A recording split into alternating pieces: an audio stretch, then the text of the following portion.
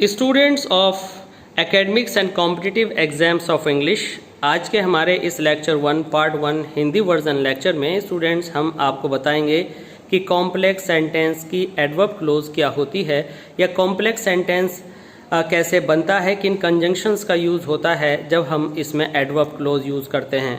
Students, हमें ये याद रखना होता है कि कौन कौन से कंजंक्शंस एडवर्ब क्लोज में यूज़ होते हैं और साथ साथ इसके उन कंजंक्शंस को यूज़ करते में किन किन बातों की ज़रूरत होती है, किस तरह का टेंस आता है, ये हम जानेंगे अभी इस लेक्चर में। इससे पहले हम ये जान लेते हैं कि एडवर्ब क्या होता है।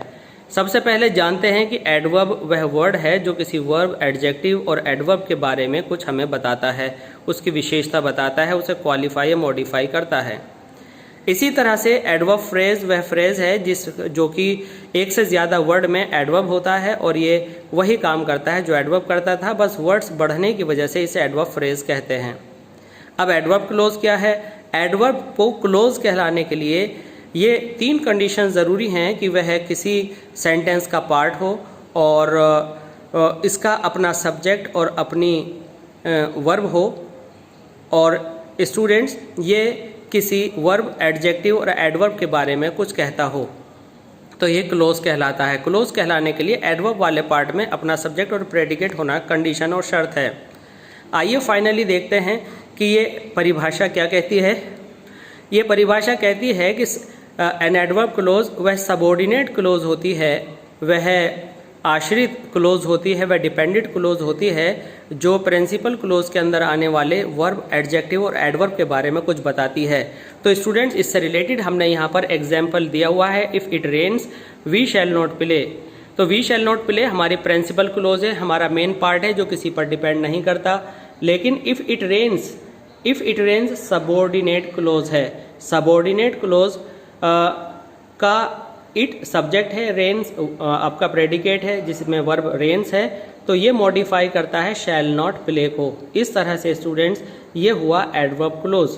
And adverb close can be classified, मतलब एडवर्ब क्लोज को कई सारे भागों में बांटा जा सकता है। जैसे कि पहला भाग है समय बताने वाला, स्थान बताने वाला, शर्त बताने वाला, पर्पस उद्देश्य बताने वाला, रिजल्ट परिणाम बताने वाला, रीज़न कारण बताने वाला, कंट्रास्ट विरोधाभास, और 8 नंबर पर कंपैरिजन तुलना दिखाने वाला, और मैनर तौर तरीके बताने वाला।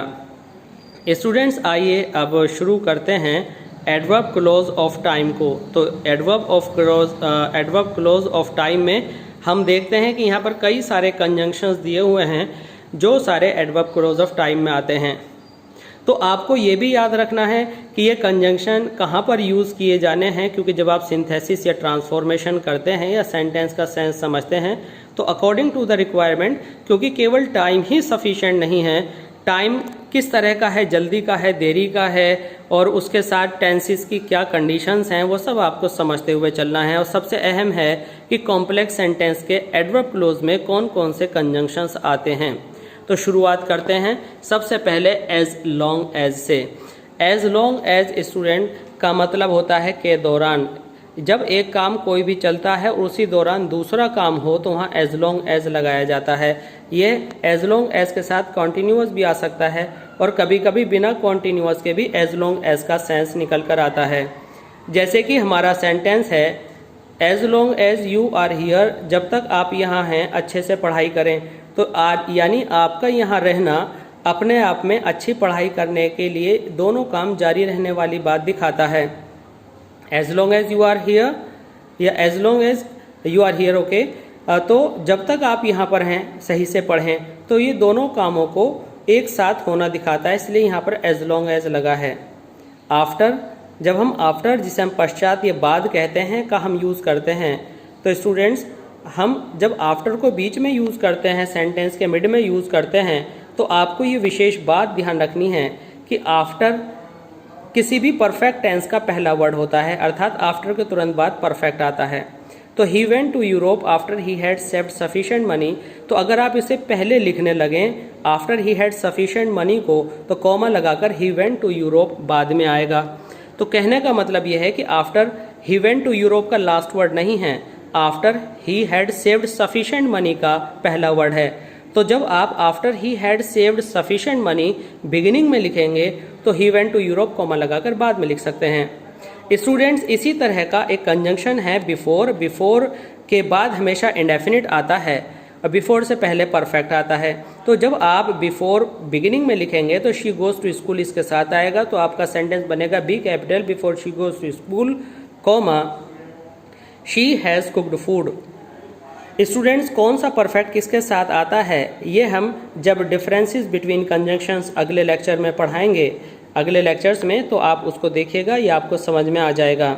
इसके बाद एज सुन एज जब लगाया जाता है, जब एक कार्य होते ही तुरंत दूसरा होता है तो पहले कार्य के ही बिगिनिंग में लगता है। जैसे ही वे देखती है छिपकली को तो as soon as she sees the lizard she gets frighten. आप इसको इस तरह से भी लिख सकते हैं, she gets frighten as soon as she sees the lizard. Students, as soon as का एक दूसरा मीनिंग नो सूनर भी है। सून पॉजिटिव डिग्री है, सूनर कॉम्परेटिव डिग्री है, इसलिए हम बीच में THAN लगाते हैं और ये आवश्यक है, इसके बिना सेंटेंस गलत होगा। नो सूनर जब बिगिनिंग में आता है तो हमें helping verb do did had ये सब सब्जेक्ट से पहले लानी होती है, और कंजंक्शन की ये हेल्पिंग वर्ब पहले ला करके THAN देन बीच में लगा करके हम according to the requirements of tense sentence बाद में बना देते हैं। तो इस तरह से हमारा सेंटेंस बना, no sooner do they sing than somebody laughs. तो ये हमारे बिगिनिंग के वो कंजंक्शंस थे जिनसे हमने कॉम्प्लेक्स सेंटेंस को शुरू किया, और अभी ऐसे बहुत सारे 9 आपके पार्ट्स हैं मैनर तक, जिनको हम सारे कंजंक्शंस का समावेश करते हुए अपने लेक्चर्स में आगे पूरा करेंगे और विद एग्जांपल्स आपको समझाएंगे। तो स्टूडेंट्स, इन सारे लेक्चर्स को समझने के लिए प्लीज़ देखते रहिए ORAC classes of English language, और सब्सक्राइब कीजिए ताकि ये सारी अपडेट्स और ये लेक्चर सबसे पहले आपके पास पहुँचें। प्लीज़ लाइक कीजिए, शेयर कीजिए और कमेंट कीजिए अगर आपको कुछ इसमें पूछना है, जानना है या हमें एनकरेज करना है। स्टूडेंट्स, बहुत ज़रूरी है ORAC क्लासेस से जुड़े रहना। प्लीज़ एक बार फिर सब्सक्राइब ज़रूर कीजिए। थैंक्स।